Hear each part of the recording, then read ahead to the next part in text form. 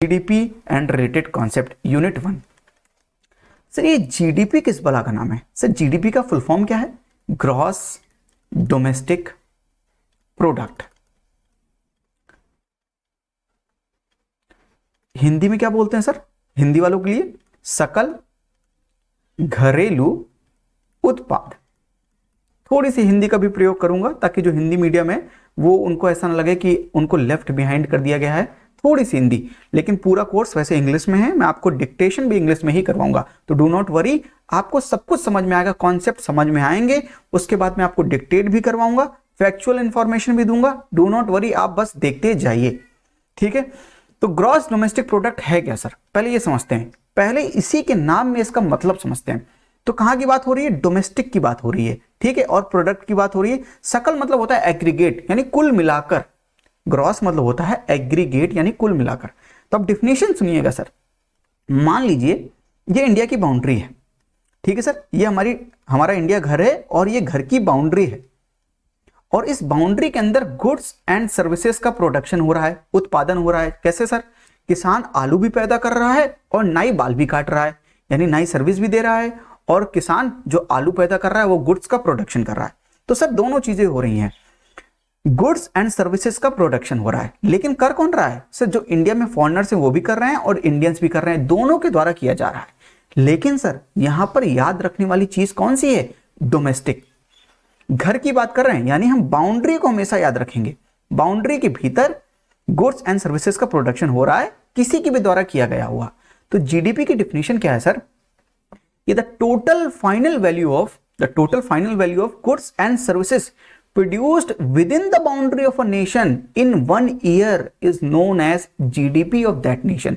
यानी भारत की बाउंड्री के भीतर कुल जितना भी किया गया हुआ गुड्स एंड सर्विसेज का उत्पादन है, उसे हम कहेंगे भारत का सकल घरेलू उत्पाद, ठीक है सर। तो अकाउंटिंग ईयर याद रखेंगे, यानी एक साल याद रखेंगे। किसी भी एक साल में जो फाइनेंशियल ईयर होगा या अकाउंटिंग ईयर होगा, उसको याद रखेंगे कि उस समय की बात कर रहे हैं, एक पीरियड ऑफ टाइम की बात कर रहे हैं, उसमें भारत की बाउंड्री के भीतर जितना भी गुड्स एंड सर्विसेज का प्रोडक्शन किया जाएगा उसको भारत का जीडीपी कहेंगे, ग्रॉस डोमेस्टिक प्रोडक्ट। क्लियर और नॉट? यहां तक क्लियर है? ग्रॉस डोमेस्टिक प्रोडक्ट समझ में आया? लिखिए जीडीपी क्या है, नोटबुक में लिखना शुरू कीजिए। The total value of sir ये डिक्टेशन है, final goods and services produced in domestic territory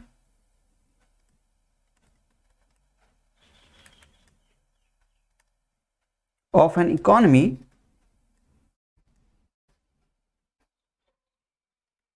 in a given accounting year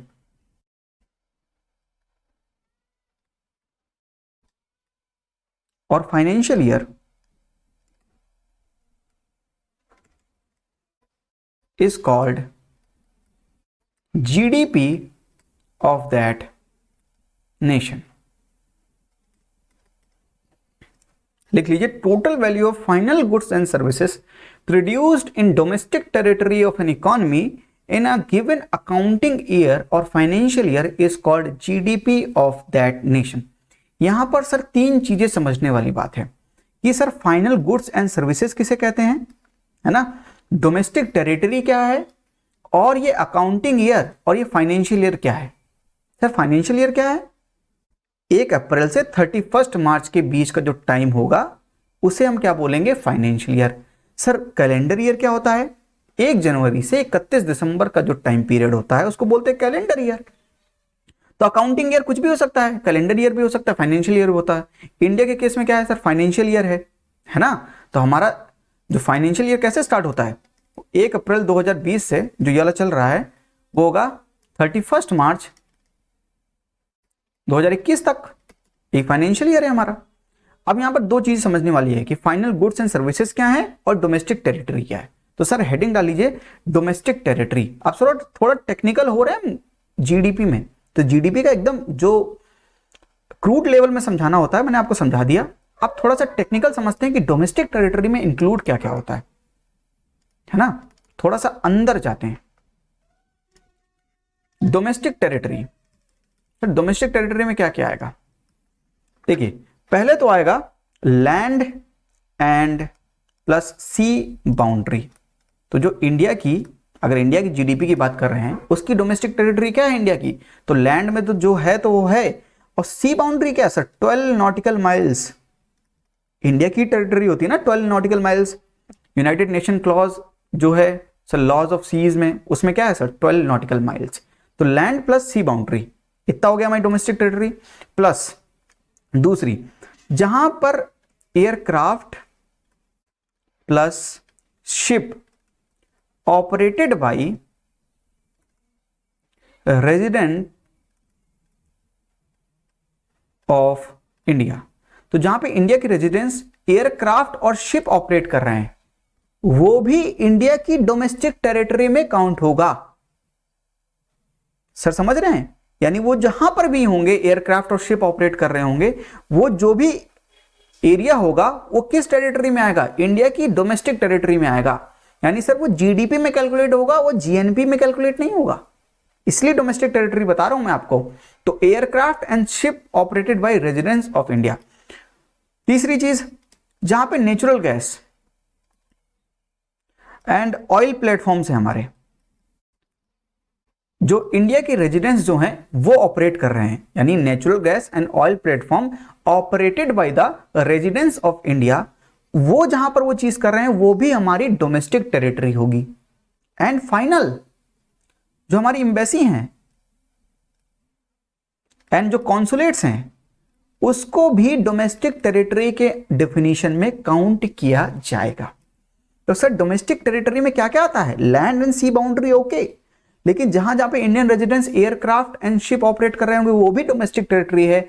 जहां पे हमारे ऑयल प्लेटफॉर्म्स और नेचुरल गैस होगा वो भी डोमेस्टिक टेरिटरी है।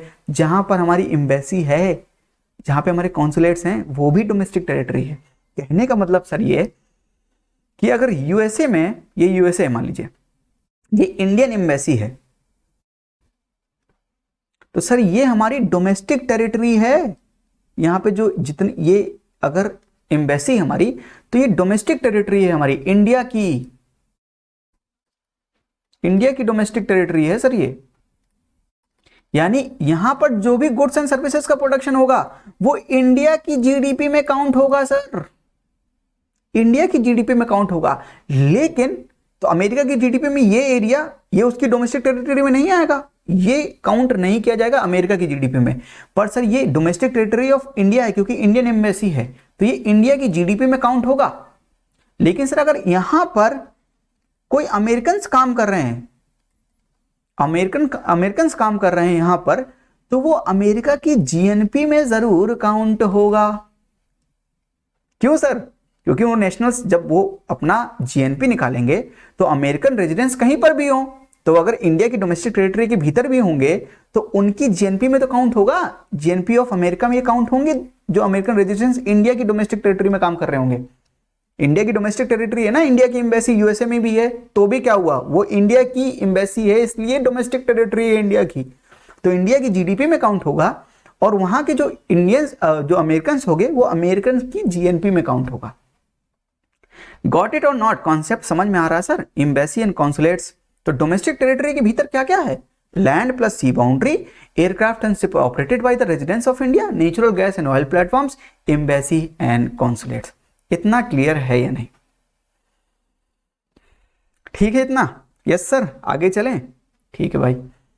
अब हमको समझना है कि फाइनल गुड्स एंड सर्विसेज क्या होता है। फाइनल गुड्स एंड सर्विसेज क्या होता है, ये चीज समझनी है। तो जीडीपी की डेफिनेशन में हम फाइनेंशियल ईयर समझ गए और ये डोमेस्टिक टेरिटरी समझ गए, लेकिन ये फाइनल गुड्स एंड सर्विसेज क्या है, तो ये समझते हैं। अब इससे पहले हम समझते हैं कि फाइनल गुड क्या होता है भाई। देखिए, मान लीजिए किसान ने कॉटन पैदा किया, कॉटन, तो वो स्पिनिंग मिल में लेके गया, उसका यार्न बना, ठीक है, कॉटन का यार्न बना, यार्न से क्या बना, मशीन्स के द्वारा क्लोथ बना। अब क्लोथ को फिर डिजाइन करके क्या बनाया उन्होंने, शर्ट बनाई। सर ये चीज जो है इसको बोलते हैं फ्लो ऑफ प्रोडक्शन। क्या बोलते हैं सर? उत्पादन का फ्लो है ना, कि कॉटन से यार्न बना, यार्न से क्लोथ बना, क्लोथ से शर्ट बनी, ये क्या है सर? फ्लो ऑफ प्रोडक्शन है। सर ये जो फाइनल, ये जो शर्ट बनी, अब ये क्या करेगा, कंज्यूमर क्या करेगा, इसको वियर करेगा, पहनेगा। मैं पहनूंगा ये शर्ट जैसे मैंने पहनी है। सर ये जो शर्ट मैंने पहनी है, अब इसको क्या बोलेंगे, फाइनल गुड। क्यों सर? क्योंकि इसका कुछ अब ट्रांसफॉर्मेशन नहीं होगा, इसकी कैरेक्टरिस्टिक में कोई चेंज नहीं किया जाएगा, अब ये मेरे द्वारा कंज्यूम किया जाएगा। यार्न की कैरेक्टरिस्टिक को ट्रांसफॉर्म करके क्लोथ बनाया गया, क्लोथ की ट्रांसफॉर्म करके शर्ट बनाया गया, पर शर्ट को ट्रांसफॉर्म नहीं किया जाएगा। तो शर्ट क्या है सर? अब shirt is a final good. और ये क्या है सर? ये है इंटरमीडिएट गुड्स। इतनी चीज क्लियर है या नहीं? तो शर्ट क्या है सर? क्योंकि शर्ट फाइनल गुड क्यों है? क्योंकि उसका कुछ ट्रांसफॉर्मेशन नहीं होगा। और ये इंटरमीडिएट गुड क्यों है? क्योंकि सर इनका ट्रांसफॉर्मेशन हुआ है, ये प्रोडक्शन प्रोसेस में हेल्प तो किए, they are like raw material. तो आलू डाला और चिप्स निकाला, सोना नहीं निकाला सर, चिप्स निकाला, आलू डाला, पोटैटो और चिप्स निकाला। आलू क्या है सर? इंटरमीडिएट गुड है, और चिप्स हम कंज्यूम करेंगे। तो ये क्या है सर? फाइनल गुड है, क्योंकि इसका कुछ ट्रांसफॉर्मेशन हम नहीं करेंगे। करेक्ट और नॉट? फाइनल गुड समझे या नहीं आप? Final good and intermediate good clear है या नहीं? सर अगर एक एग्जांपल लीजिए, टी, जो चाय की पत्ती आप लेके आते हैं घर में, अगर चाय की पत्ती आप घर में ले आके उसको ट्रांसफॉर्म करेंगे ना, चाय बनाने के लिए ट्रांसफॉर्म करना पड़ेगा। लेकिन सर आप तो अभी कह रहे थे ट्रांसफॉर्म करेंगे तो फाइनल गुड नहीं होगा। सर टी ट्रांसफॉर्म करके आप पीने के लिए यूज कर रहे हैं, अगर आप अपने खुद के कंजम्पशन के लिए यूज कर रहे हैं तो टी फाइनल गुड है। लेकिन अगर आप चाय बनाकर उसको बेच रहे हैं, सेल कर रहे हैं मार्केट में, सेल इन द मार्केट, तब सर जो चाय आपने बनाई, कुल्हड़ वाली चाय, सर वो होगा फाइनल गुड। तो सर समझ रहे हैं ना, दो चीजों पे डिपेंड है कि कंज्यूम कैसे हो रहा है फाइनल गुड, लास्ट में कंज्यूम फाइनल गुड है या नहीं। ये कैसे डिपेंड करेगा कि फाइनल गुड तभी समझ में आएगा कि उसको फर्दर उसका ट्रांसफॉर्मेशन ना हो, और या तो वो सेल इन द मार्केट के लिए यूज ना किया जाए, उसको लास्ट में कंज्यूमर यूज करे कंजम्पशन के लिए, सेल करने के लिए यूज ना करे। सेल करने के लिए यूज किया तो जो वो बनाएगा ट्रांसफॉर्म करके, वो फाइनल गुड कहलाएगा। छोटी छोटी बारीकियां हैं, इनको समझते चलिए। क्लियर और नॉट? तो फाइनल गुड समझ में आ गया आपको कि उपभोक्ता लास्ट में उसको यूज करेगा अपने पर्पज के लिए, या उसका कुछ ट्रांसफॉर्मेशन नहीं होगा। इतना क्लियर है या नहीं? इसे बोलते हैं फाइनल गुड्स। तो मैं जब गुड्स बोल रहा हूं तो गुड्स एंड सर्विसेज इंक्लूडेड हैं, तो मैं एक एग्जांपल लेके आपको समझा रहा हूं। तो फाइनल गुड समझ में आया? सर फाइनल गुड में दो तरह के गुड होते हैं। एक होता है कंज्यूमर गुड। सर ये तो आपने समझा ही दिया। सर कंज्यूमर गुड क्या है? कंज्यूम करने के लिए यूज कर रहे हैं, शर्ट पहन लिया, चाय पी ली। और दूसरे तरीके के गुड्स होते हैं सर, वो होते हैं कैपिटल गुड्स। सर ये कैपिटल गुड्स क्या होते हैं? सर कैपिटल गुड्स मतलब मशीन्स, टूल्स, इंप्लीमेंट, जो क्या करेंगे, further production of goods and services में हेल्प करेंगे। यानी चिप्स के पैकेट बनाने में वो मशीन आपकी हेल्प करेगी over a long period of time. Machine जो है वो कैपिटल गुड कहलाएगी। क्यों सर? क्योंकि वो उसका ट्रांसफॉर्मेशन नहीं हो रहा है, वो किसी और प्रोडक्शन प्रोसेस में हेल्प कर रही है। तो उस मशीन को हम क्या बोलेंगे? Capital good. तो कैपिटल गुड मतलब capital goods and services included. तो consumer goods and services clear है, कैपिटल गुड्स क्लियर है। तो ये दोनों क्या हैं सर? फाइनल गुड्स हैं। तो फाइनल गुड्स एंड सर्विसेज जो जीडीपी की डिफिनेशन में फाइनल गुड्स एंड सर्विसेज हैं, वो क्या हैं sir? Consumer goods and services plus capital goods. This is clear और नॉट? क्लियर है तो आगे बढ़ें। सर मान लीजिए आपके पास 4 मशीन पहले से हैं एक फर्म में, और आपने 2 मशीन ऐड कर दी इस साल। तो सर ये जो मशीन आपने ऐड की है, एडिशन इन द स्टॉक, आपने जो 2 मशीन ऐड की हैं, तो जो ये एडिशन ऑफ कैपिटल है, क्योंकि ये कैपिटल गुड्स हैं, समझिएगा सर, जो ये एडिशन ऑफ कैपिटल है सर, इसको बोलेंगे इन्वेस्टमेंट। तो इकोनॉमी में इन्वेस्टमेंट इसे बोलते हैं सर। शेयर मार्केट में पैसा लगाना is not investment according to economy. Economy में क्या है इन्वेस्टमेंट का मतलब? यहां पर क्या मतलब है? एडिशन टू कैपिटल, यानी जो कैपिटल मशीन है उनमें जो एडिशन कर रहे हैं उसको इन्वेस्टमेंट माना जाएगा।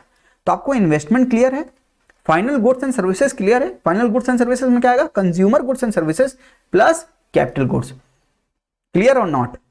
तो domestic territory clear, final goods and services clear, and accounting clear क्या है।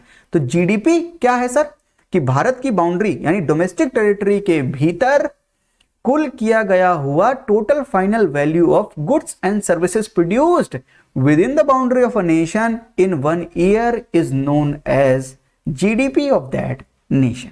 क्लियर और नॉट, वेरी हेल्प करूंगा। तो आज के लिए इतना ही, थैंक यू, नमस्ते, जय हिंद।